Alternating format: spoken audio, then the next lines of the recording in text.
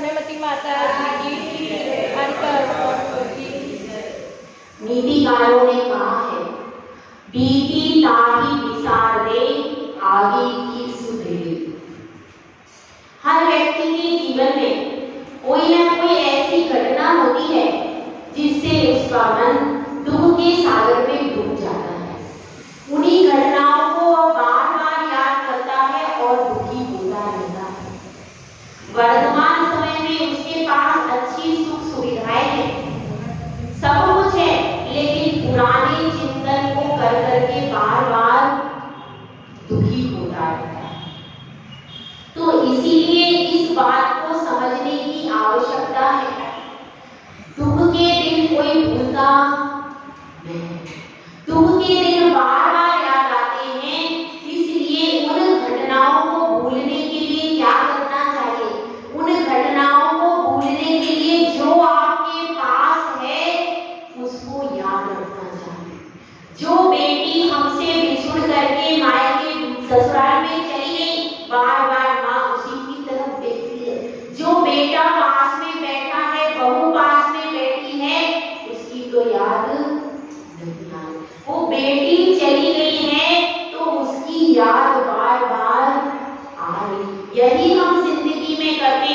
और जो वस्तुएं हमसे दूर चली गई हैं, कभी मृत्यु के अवसाद के कारण, कभी इष्ट वियोग के कारण, कभी किसी घटनाक्रम के कारण जो वस्तुएं हमसे दूर हो गई हैं, उन्हीं का चिंतन करके अपना ब्लड प्रेशर हाई कर लेते हैं, डिप्रेशन में चले जाते हैं और तरह तरह की बीमारियों को न्योता दे देते हैं। इसलिए जो आपके पास है उसकी कीमत कीजिए, उसको संभालिए। जो खो गया है उसको भूल जाइए। यदि आप जो खो गया है उसी को बार बार सोचते रहेंगे तो जो आपके पास है उसमें आनंद को नहीं उठा पाएंगे। अपने पास जो चीज है उसके आनंद को उठाइए। और जो वस्तु अब आपसे दोबारा मिलने वाली नहीं है या वर्तमान में आपके साथ में नहीं है, उसको कुछ क्षण के लिए भूल जाइए। जब वह बेटी वापस मायके आएगी तब उसके बारे में सोचिए। सोच सोच करके आप दुखी मत होइए, क्योंकि इस दुख के कारण ही बहुत सारी बीमारियां आपके शरीर को जकड़ रही हैं। इसीलिए जो वर्तमान में आपके पास है उसका आनंद उठाइए। आचार्य श्री पूज्यपाद भगवान अपने पूरे परिकर के साथ कक्ष में आ चुके हैं और वह प्रश्न कुमार भी आज सोच रहा है कि इतना सब रहस्य मुझे गुरुदेव ने बताया, मेरे गुरुदेव ने मुझ पर कितनी बड़ी कृपा की है। उस कृपा को अपन कहें, वास्तव में अपने पूर्वाचार्यों की बहुत सारी कृपा है कि अपने ऊपर, कि वे ये जिनवाणी लिख करके गए जिससे अपन आत्म कल्याण के पथ को प्रशस्त करें। यदि वे ना लिख के जाते तो आप क्या पाते? कुछ पाते, कुछ कर पाते, नहीं कर पाते। जैसे सब भेड़ चाल के पीछे चल रहे हैं, उसी भेड़ चाल के पीछे अपन भी चलते रहते। जो सब कर रहे हैं वही अपन करते रहते। कहाँ समझते कि वीतरागी भगवान भी कोई होते हैं, निर्ग्रंथ गुरु भी कोई होते हैं और नमोकार मंत्र भी कुछ क्या समझ पाते? नहीं समझ पाते। ये उन आचार्यों के उपकार हैं कि हमारे लिए अपने ज्ञान और तप को छोड़ करके हमारे लिए उपदेश लिख करके गए। जबकि पहले क्या होता था, पत्ते ताड़ पत्र पर भी लिख करके आचार्यों ने इतने बड़े बड़े ग्रंथ की मुश्किल से लिखे। अब तो कॉपी पेन होता है सरलता में, पहले तो ताड़ का पत्ता मंगाते थे और उस पर कलम डोर करके जवाब से लिखे, इतने कठिनता से लिखे। एक एक शब्द लिखने के लिए कितना समय लगता था, इतना समय, इतना शक्ति लगा करके आचार्यों ने हमारे लिए इतने बड़े बड़े ग्रंथ लिख दिए। तो भी हमारे पास तो उनको खोलने का भी टाइम नहीं। वो ग्रंथ जर्मनी में रखे बहुत सारे, और जर्मनी ने उस पर रासायनिक प्रयोग कर करके और उससे बहुत सारे अन्वेषण कर लिए। लेकिन हमारे पास तो भारत को तो अपनी संपत्ति की वैल्यू नहीं। लगता है अमेरिका बहुत अच्छा है, क्यों? उसके पास सब कुछ है, लेकिन वास्तव में संपत्ति कहाँ है? संपत्ति यहाँ भारत में है, लेकिन अपनी संपत्ति को संभालने और समझने का विवेक भारत के पास में, और वहां देखकर लगता है उधर बहुत अच्छा है, उधर बहुत अच्छा है। अरे भैया, इधर सब कुछ इधर है, लेकिन दृष्टि कहाँ है? हमारे बच्चे रहते तो यहाँ, दृष्टि कहाँ है? विदेश में। उनकी दृष्टि पूरी पाश्चात्य सब देशों में क्या हो रहा है, और हम कैसे विदेश में चले जाए। पूरी दृष्टि कहाँ लगी हुई है? विदेश लगी। लेकिन आजकल के जो नए बच्चे जो क्वालिफाइड है, उन सबकी दृष्टि अब क्या है? हम पढ़ लिख करके अपनी अच्छी सर्विस करेंगे और विदेशी कंपनी में या विदेश में चले जाएंगे। यही सबकी दृष्टि का सपना। और यहाँ पर जो सुख है, उस सुख को हम महसूस नहीं कर पाते। तो आचार्य परमेश्वरी के पास वह प्रश्न कुमार आ गया है। वह अनुभव कर रहा है कि वास्तव में मैं संसार के अंधकार में कूप में गिर रहा था। आचार्य श्री पूज्यपाद भगवंत ने मुझे उस कूप से निकालने का पुरुषार्थ किया है, और अब भी बराबर उपदेश देकर के संभाल रहे। तो अब मैं क्या ऐसा करूं कि मेरी दृष्टि मेरे ऊपर टिक जाए? कौन सी चीज का मैं चिंतन करूं? और यही प्रश्न लेकर के अब वह पूर्ण समर्पित होकर के आचार्य परमेश्वरी के चरणों में आ गया है। आज वह संदेश वाहक आ गया है। जिस संदेश वाहक के पास उसने क्या भेजा था? चुपचाप भेजा था कि चुपचाप वहां देख करके आना, सब लोग कैसे हैं, कोई संकट है कि नहीं है। ऐसा उसने संदेश वाहक भेजा था। और जैसे ही उसने प्रश्न करने के लिए गुरुदेव के पीछे से गुरुदेव की तरफ देखा, इतने में वह संदेश वाहक दरवाजे से आकर के पीछे बैठ गया।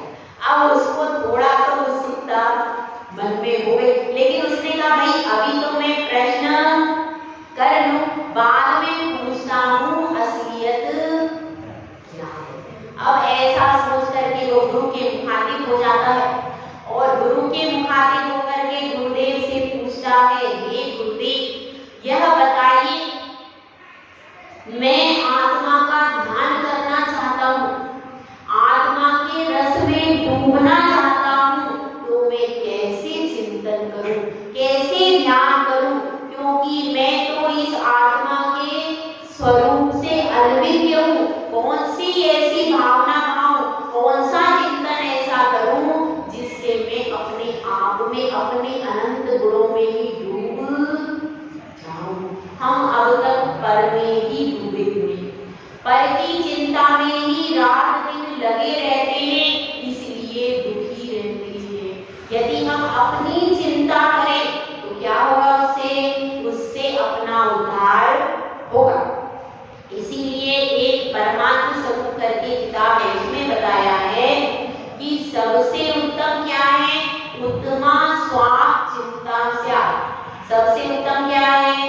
अपनी आत्मा की चिंता करना सबसे उत्तम है। और उससे कम उत्तम क्या है? पर चिंता चा धर्म। और उससे आप विषय भोगों की चिंतन कर रहे हो कि अपने इंद्रिय के विषय भोगों की, वह भी मध्यम है, लेकिन अपन 24 घंटे उसका ऐसा हो जाए, उसका वैसा हो जाए, उसका ये होना चाहिए, उसका ये होना चाहिए, बार बार 24 घंटे पर की चिंता में लगे हैं। वो अपने हिसाब से अपना काम करेगा। आपके सोचने से, आपके निरंतर चिंतन करने से उसका कुछ होगा क्या? लेकिन अपन उसी में रात दिन तो कहा गया है पर चिंता सा धमाधमा, जो पर की चिंता में हर समय लगा रहता है वह अधम से भी अधम है। ऐसा कहाँ का? ऐसे परमात्म स्वरूप नामक स्तोत्र में लिखा हुआ कि इसलिए पर की चिंता कर करके अपने आप को भुलाना। अब वह गुरु के पास आ गया है, उसके मन में अपनी आत्मा की चिंता करने की, आत्मा का चिंतन करने की ललक उत्पन्न हुई है और गुरुदेव से पूछ रहा है, हे गुरुदेव मैं आत्मा का चिंतन करना चाहता हूँ, कैसे मैं आत्मा का ध्यान करूं, कैसे मैं आत्मा का चिंतन करूं?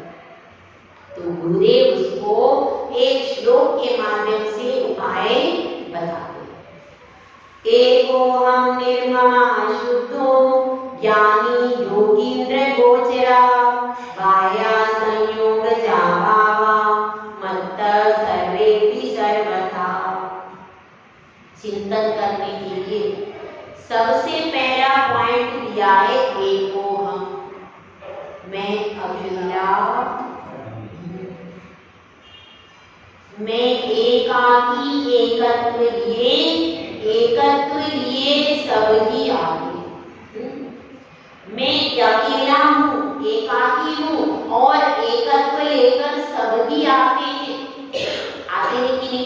जब हमारा जन्म होता है, जब हमारा जन्म होता है तो हमारे साथ में कौन रहता है? पत्नी, पुत्र, माता पिता, कुछ रहता है क्या? गर्भ में आने के पहले तो माता भी नहीं रहती, लेकिन अपना अस्तित्व तो अनादिकाल से चला आ रहा है कि नहीं? चला आ रहा है। तो एक अकेले ही आए थे, कोई ना परिवार साथ में लाए थे, ना धन साथ में लाए थे, ना मकान लाए थे, कुछ और लाए थे क्या? कुछ भी नहीं लाए थे, बिल्कुल अकेले ही आए थे। तो इसलिए हर समय अपने इस एकत्व स्वरूप को याद रखना चाहिए। एक होता है एकाकी स्वरूप और एक होता है अकेलापन। अकेलापन क्या चीज है? जब घर में सब लोग बाहर चले जाते हैं और हम अकेले रह जाते हैं, तब हम सोचते हैं हम अकेले रह गए। वो अकेले रहना अलग है और एकाकी स्वभाव की बात करना अलग है। वो अकेलापन तो हमें क्यों लगता है कि भाई सब छोड़ करके चले गए, अब मैं अकेला रह गया, वह तो दुख का कारण है।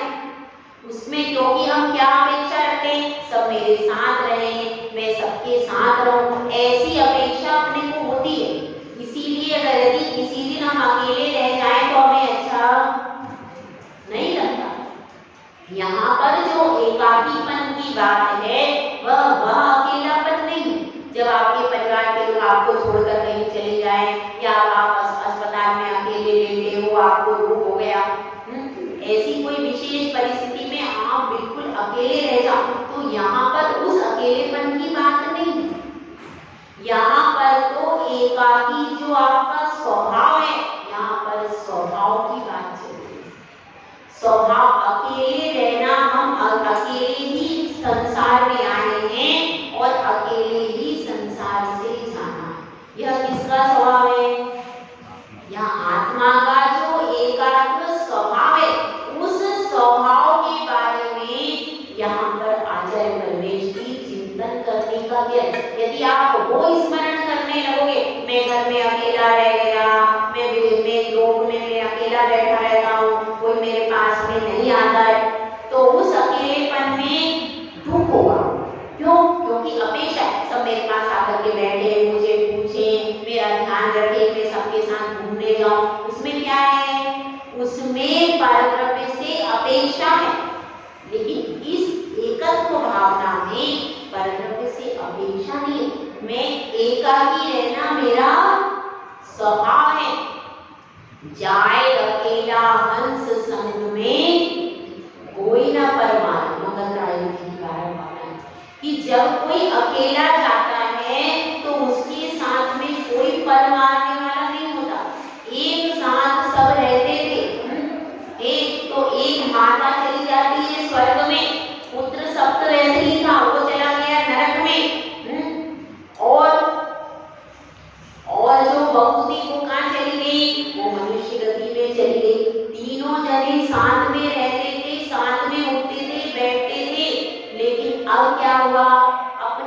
अपने कर्म के अनुसार हर जीव अकेला ही गया, कोई उसके साथ में नहीं गया। यह है एकत्व भावना कि अपने स्वभाव की ओर देखना है, उसमें दुख का कारण नहीं है, वो सुख का कारण। सहज है कि मैं अकेला ही, मेरा साथी कोई भी नहीं है, कोई मेरा साथ देने वाला नहीं है। क्यों नहीं है? इसलिए नहीं है कि वो मेरा साथ उसको देना चाहिए था। अरे मेरा स्वभाव ही एकत्व भावना है, मैं अकेला ही आया हूँ, अकेला ही जाता हूँ, और संसार में सब जीव अकेले ही आए हैं और अकेले ही जाएंगे। तन धन को साथी समझा था, पर ये भी छोड़ चले जाते हैं,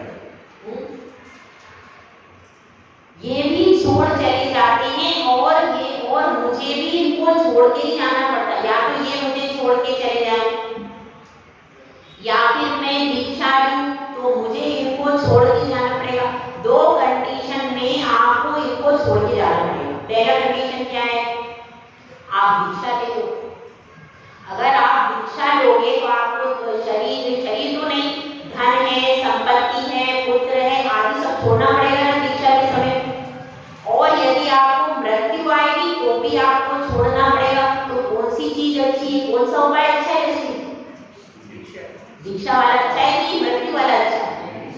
दीक्षा वाला उपाय अच्छा है कि अपन अपनी स्वेच्छा से घर परिवार का त्याग करके दीक्षा ले, वो बेस्ट है।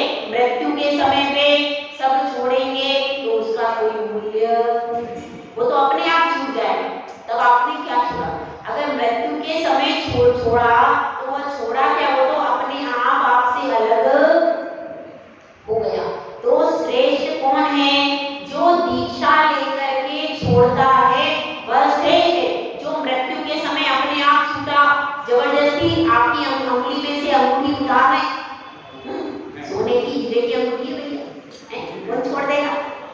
हीरे की अंगूठी है, अब उंगली मोटी हो गई थोड़ी सी, तो उंगली को थोड़ा सा यहाँ से कर दिया और करके अंगूठी निकाल ली, उंगली में से बह रहा है, फिर भी कीमत किसकी है? अब आपकी कीमत नहीं रही मरने के बाद, कीमत किसकी है?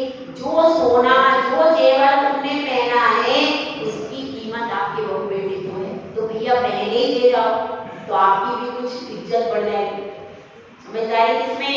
भाई पहले ही आप उतार के दे जाओ, भैया तुम्हारा ऐसा, तुम्हारा ऐसा, तो वो नाम भी रखी, देखो हाँ मम्मी मुझे दे दो, उसमें आपका भी नाम पड़ेगा, और बाद में आपके शरीर के साथ में क्या करके वो निकाले, कोई भरोसा। इसलिए समझदारी इसमें है, ये सब छूटे या फिर हमसे जबरदस्ती छुड़ाए, उसके पहले आप स्वाभिमान से भैया तुम्हारा तुम रखो, मैं अपनी आत्मा का कल्याण करने चाहता हूँ। यह उत्कृष्ट मार्ग और सही मार्ग। पहले ऐसा ही होता था, जैसी जिम्मेदारियां पूरी होती थी वैसे ही राजा आदि भी अपने राजकुमार को तिलक किया और छोड़ करके दीक्षा ले लेते। सब जगह परंपरा यही, जिम्मेदारी पूरी हुई, राज तिलक किया अपने बेटे को और सब कुछ लेकर के फिर कहाँ चले जाते थे? लेकर के जाते थे कि छोड़ के? सब कुछ छोड़ करके और वन में, पहले ऐसी परंपरा, क्योंकि एक शाश्वत धर्म तो जैन धर्म ही था, पहले जैन धर्म भी था, तो इसके कारण जैसे ही जिम्मेदारी पूरी हुई, सब राजा महाराजा सब जाकर के अपने सेनापति आदि जितने भी वृद्धजन होते थे सब जाकर के इकट्ठे दीक्षा लेते थे। और वो सही मार्ग था, सही मार्ग था, उससे जिन धर्म का मार्ग प्रशस्त होता है। तो यहाँ पर उसी एकत्व भावना की बात चल रही है। एको हम, पहला सूत्र क्या है? शांति का, सुख का, स्वभाव की प्राप्ति का पहला सूत्र क्या है? एको हम, मैं अकेला हूँ, मेरे साथ कोई भी नहीं। इस संबंध में एक कथा आती है। एक राजा था, बहुत बड़ा राजा था और बहुत अच्छा राजा था, सब राज्य प्रजा भी सुखी थी, सब कुछ अच्छा था, लेकिन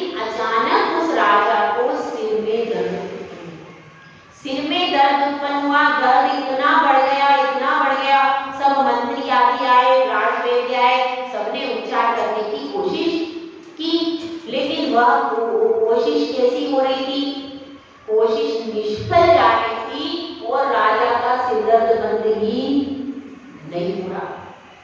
अब क्या करें, कोई चंदन ला रहा है, कोई किस प्रकार से शीतल गुलाब आदि से चूर्ण बना करके लेप कर रहा है जिससे महाराज का सिरदर्द बंद हो जाए। और अब राजा ने सुना बहुत बड़ा स्वर हो रहा था, बहुत सारी आवाजें हो रही थी। तो राजा ने मंत्री को बुलाया कि ये इतनी सारी आवाजें, इतनी झन क्यों हो रही है, या आवाजें बंद कर दो।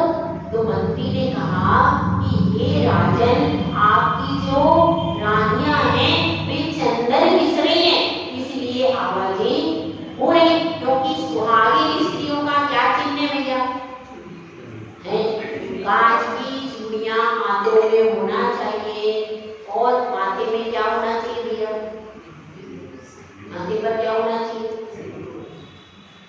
मांग में सिंदूर होना चाहिए। अब तो मांग ही नहीं रहे, वो डिजाइनदार पहन लेते हैं तो मांग का या माथे पे लगाते हैं सिंदूर, माथे पर नहीं होता था सिंदूर, यहाँ बीच में रहता था और उससे सुंदरता बढ़ जाए, क्योंकि काले बाल होते थे और बीच में वह सिंदूर रहता था। वह किसका प्रतीक होता था कि एक तरफ है मायका पक्ष और एक तरफ है ससुराल पक्ष, दोनों कुल की वह लाज हुआ करती थी।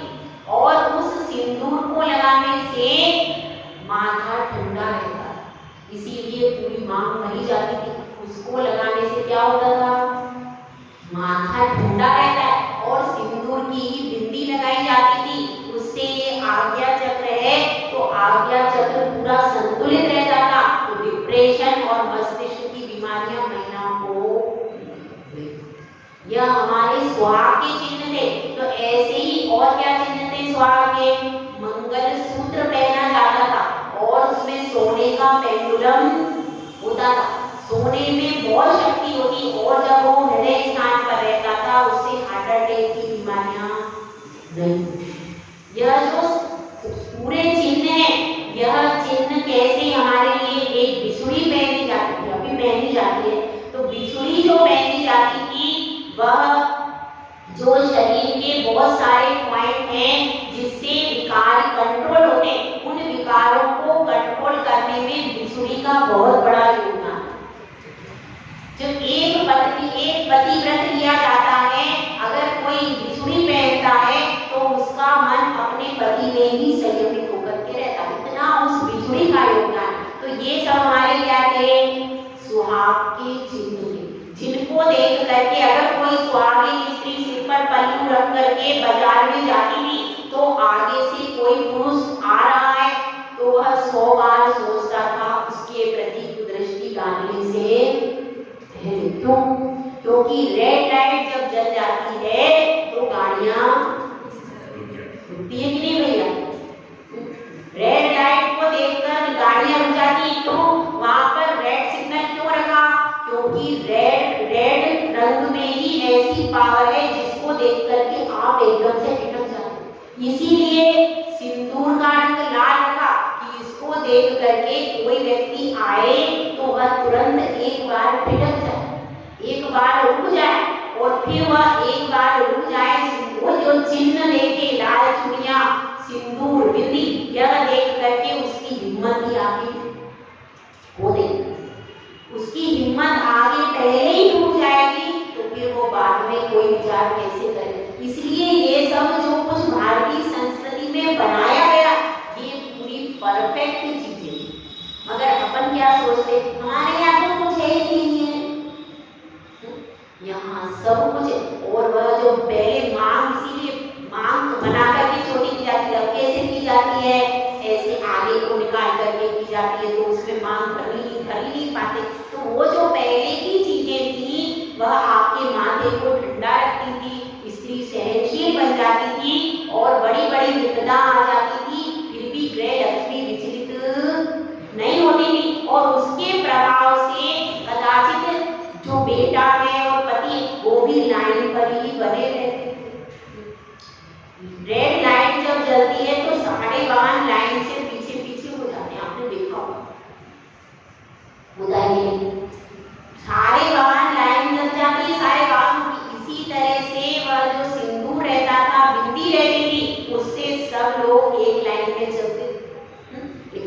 ऐसा क्यों नहीं होता? क्योंकि ये चिन्ह सब अपन ने छोड़ दी।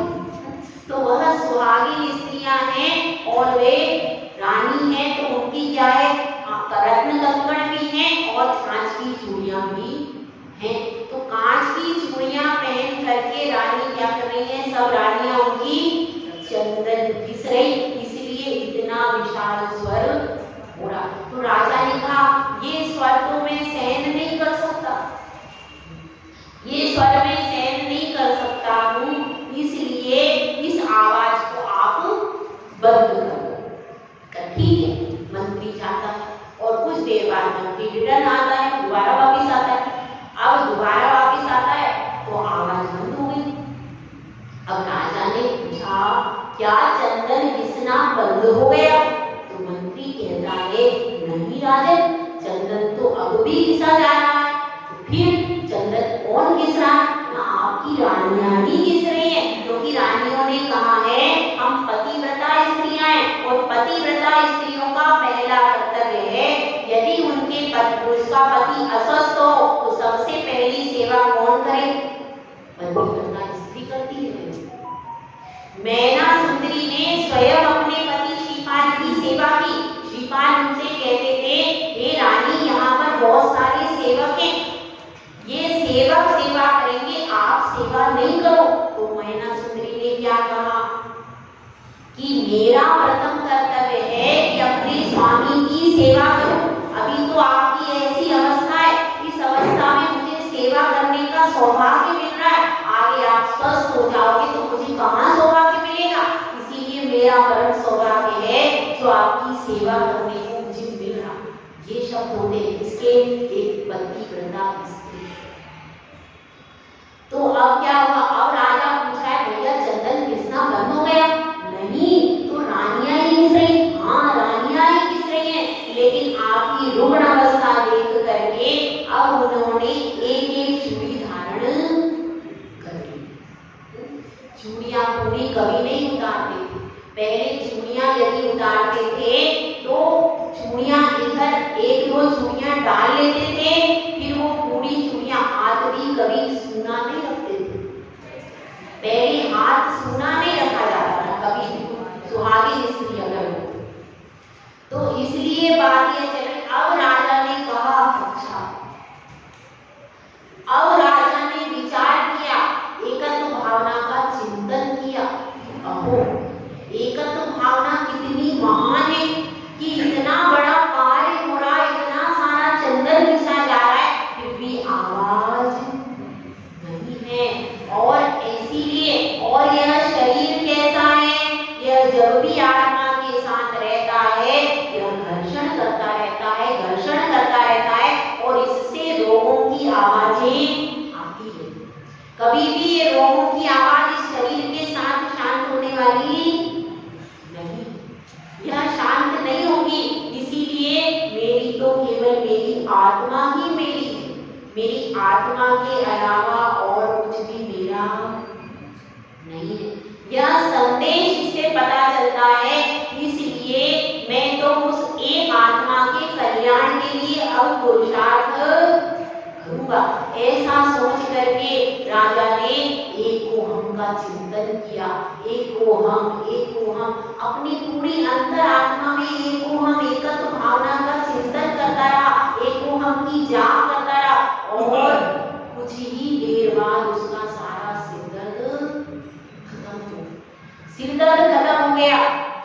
अब चंदन घिस करके रानियां लेकर के आई। राजा कह रहा है मुझे अब चंदन का लेप नहीं चाहिए, मैं तो अब मुक्ति की ओर जाना चाहता हूँ, दीक्षा की ओर जाना चाहता हूँ, संन्यास लेना चाहता हूँ। अब मुझे यह चंदन, अब तो मैं अपने 28 गुणों का चंदन अपनी आत्मा में आरोपित करूंगा। मैं तो अब दीक्षा का चंदन लगाऊंगा, अब यह लौकिक चंदन मैं अब नहीं लगाऊंगा। और राजा कहाँ चला जाता है? वन में जाकर के दीक्षा लेने। ऐसे ऐसे प्रसंग बिल्कुल सत्य घटना है। कई आचार्य कई साधु इस घटना को सुनाते हैं, आपने भी सुनी। तो इस घटना से हमें प्रेरणा मिलती है कि जब एक होता है, जब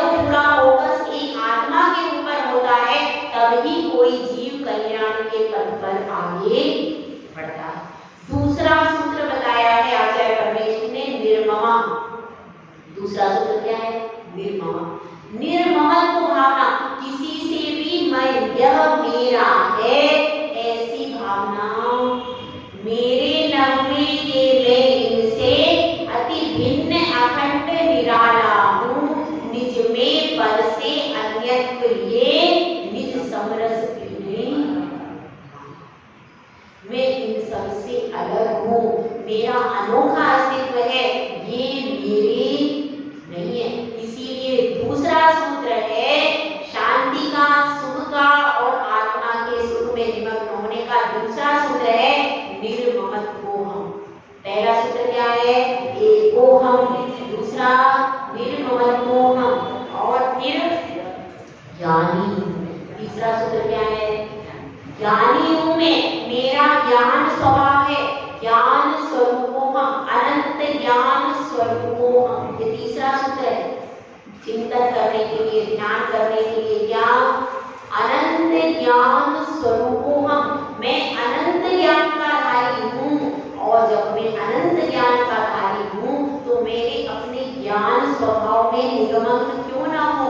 ये तीसरा सूत्र है।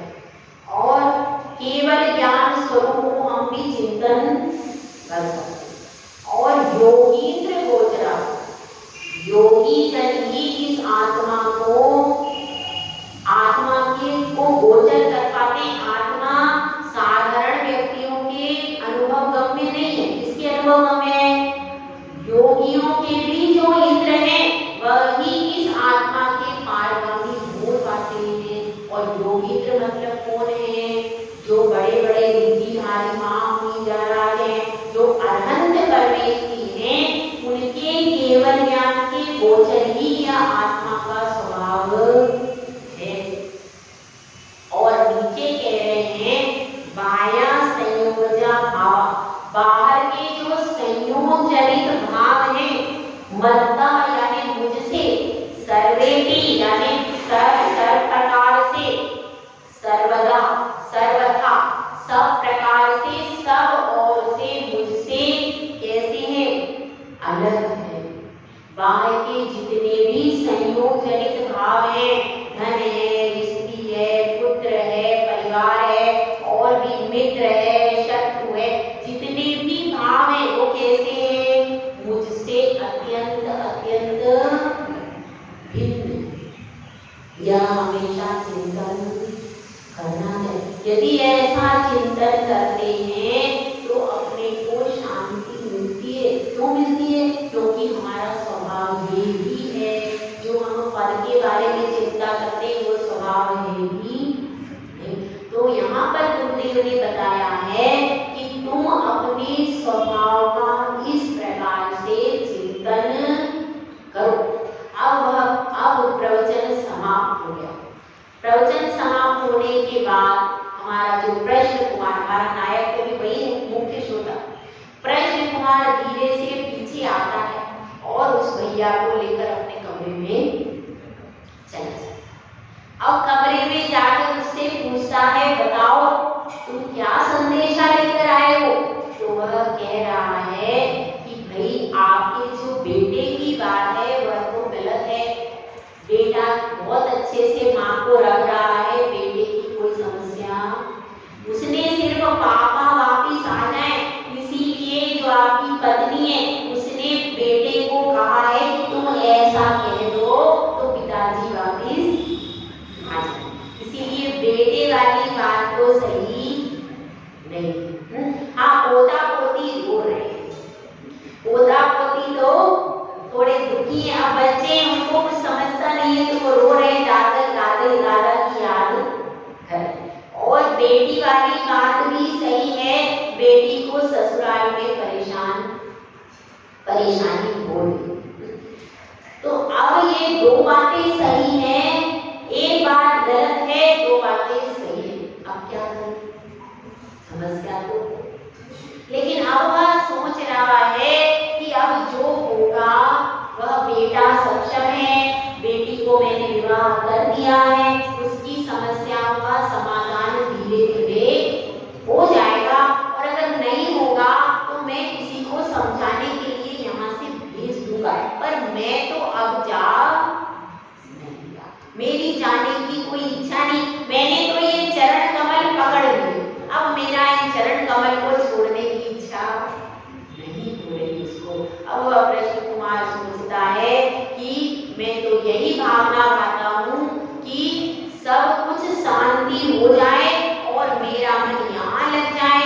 सब जो शांति धारा हो रही है वह रोज ये भावना भाता है सर्व जगत में शांति हो तो सब जगह शांति हो जाए। तो ऐसी भावना मैं रखता हूँ, यहीं से भावना भाता हूँ। ये चरण युगल है, इन्हीं में मेरी दीक्षा हो, उन्हीं में मेरी समाधि हो जाए। ऐसी भावना भा करके वह अपने ध्यान में डूब जाता है, ध्यान कर रहा है एको हम और निर्ममो हम, योगींद्र गोचरो हम।